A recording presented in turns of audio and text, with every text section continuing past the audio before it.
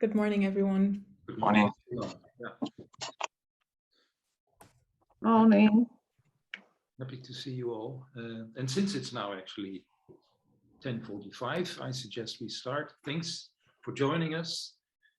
And the idea of this rather short session, as we see it, is that we give a kind of recap of yesterday.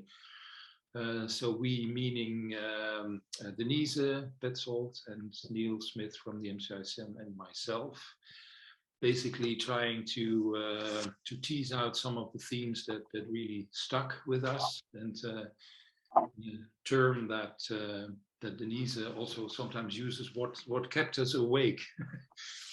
And yeah, so let me start by going back to the opening panel, which was on the theme of impact.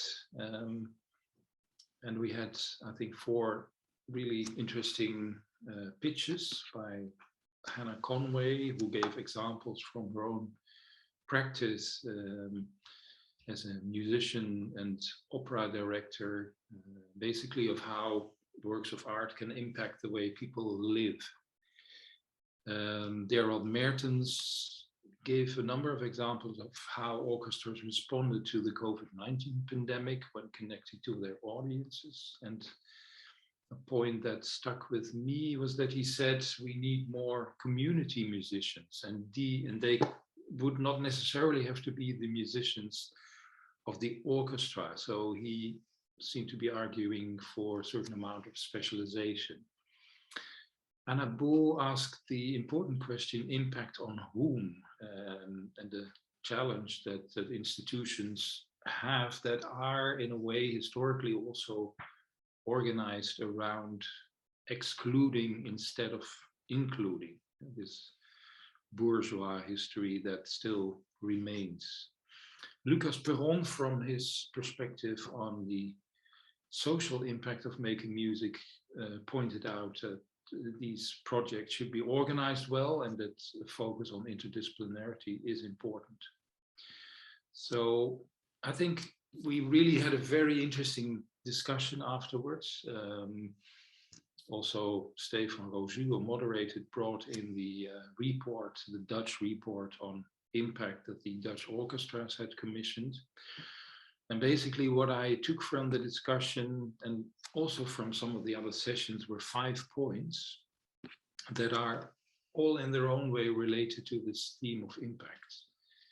And so first of all, the idea that it leads to a debate on inclusion and diversity. And here I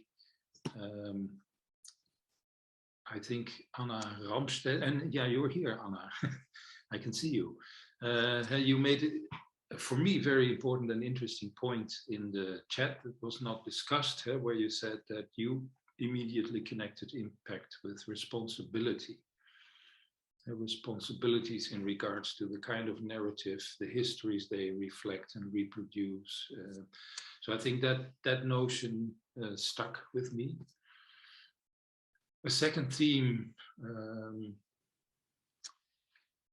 basically focused on the skills for musicians. So what can we expect musicians to be able to do when it comes to having impact? And here there was another remark in the chat by Axel, and you're here too. Yeah, I see you. And that was also not discussed, but I found it really interesting because you sort of argued against Gerald Mertens, where you said that this kind of specialization within, for instance, an orchestra might be counterproductive, where you have community musicians on the one hand and orchestra musicians on the other. And then you also related that to the topic of transforming curricula for musicians in higher music education, which I think is definitely also another theme that was quite prominent throughout the day. Then a point that came out of Stefan's remarks on the report on impact, but also later in the day during a session where Søren Rasmussen underlined the importance of measuring impact. And that, of course, is a very interesting point. In a way, Søren, when he reported on Danish orchestras and their audiences, said, well, we know actually too little about how innovations are experienced by audiences. On the other hand, measuring impact, of course, is a tricky debate in itself. Briefly, two other themes that really stuck with me. The first came out both of the Artful Participation session and the roundtable on higher music education, basically on redefining what success and quality is.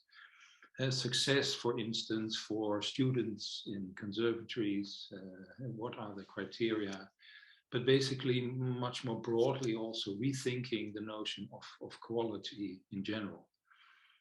And then finally, and there was also a point that came out both out of the session on artful participation, and the final session was the question how to organize innovation.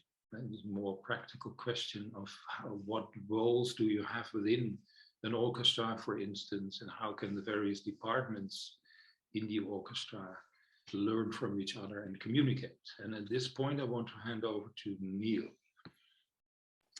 Thanks, Peter. Yeah, a question about skills in the orchestra was also a big part of Margareta Kaczmarek's presentation, and also Krista Davids yesterday in the sessions that I was chairing. But yeah, the one thing that sort of kept me awake, I suppose, was this question or a statement from Susanna von Els yesterday when she said students are not in contact with their dreams when they arrive at conservatoire. Because they've sort of already been through this apparatus of classical music education.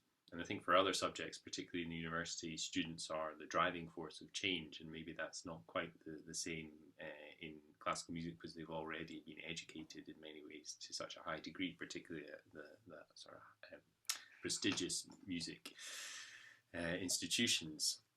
But it made me wonder if we can find a classical practice that puts young people sort of in touch with their dreams rather than putting more distance between them. And there have been many critiques of colonial, exclusionary, elitist image and practices of classical music. So we had a presentation yesterday from Dr. Antonio Keiler about the struggles of administrators of colour working in opera. It was very, very interesting. And also there's Anna Bull's work on the sort of disciplining space of the youth orchestra. But for me, what is a sort of really open question at the moment is if the classical music industry can find a way of positively articulating the skills and enjoyment of these practices, including listening, that does not fall back onto tropes of great works, geniuses, educational discipline, and one that does not say that you should be engaged with this music because it is better than all the other musics, or that it promises, for me at the moment, rather vague benefits to well-being. And I think this is difficult in part because some advocates for classical music believe in these exclusions just as much as the critics do, i.e. love the genre for its displays of genius and prestige.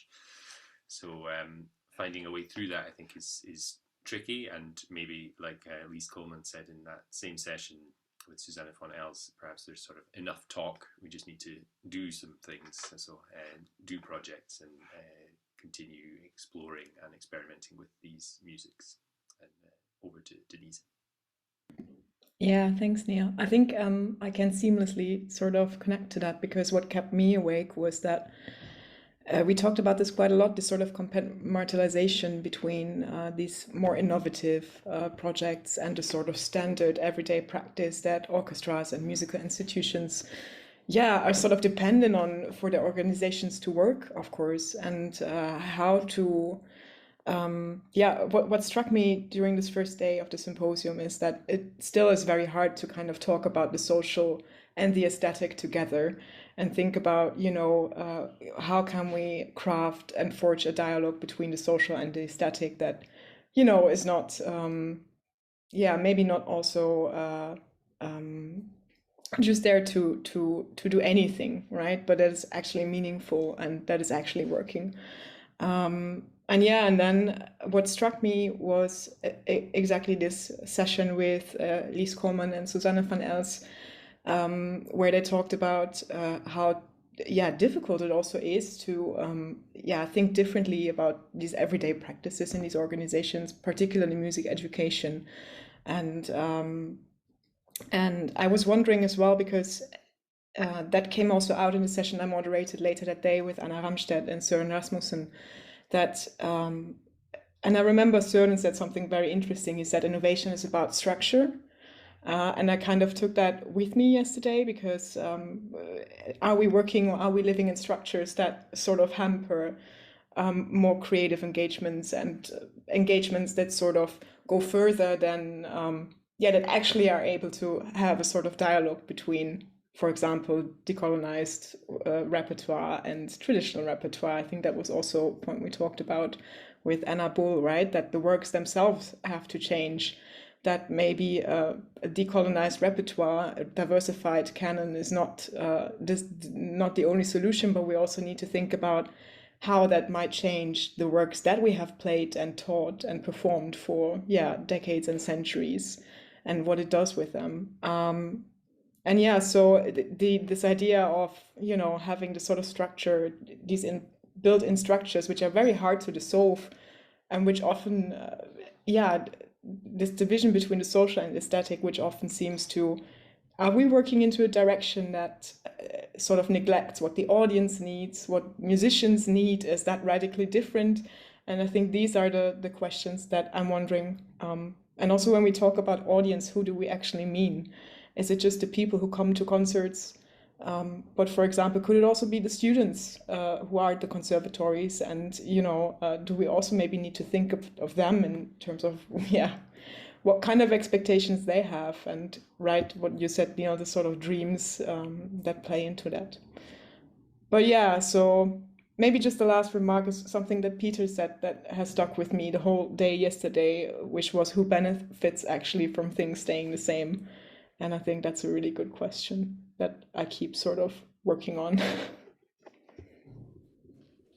Yeah, and that's probably quite difficult to answer. Thanks a lot, Denise and Neil, and all of you for being in this short session. I propose now that we end this session, and we still have 3 minutes to move to our respective sessions.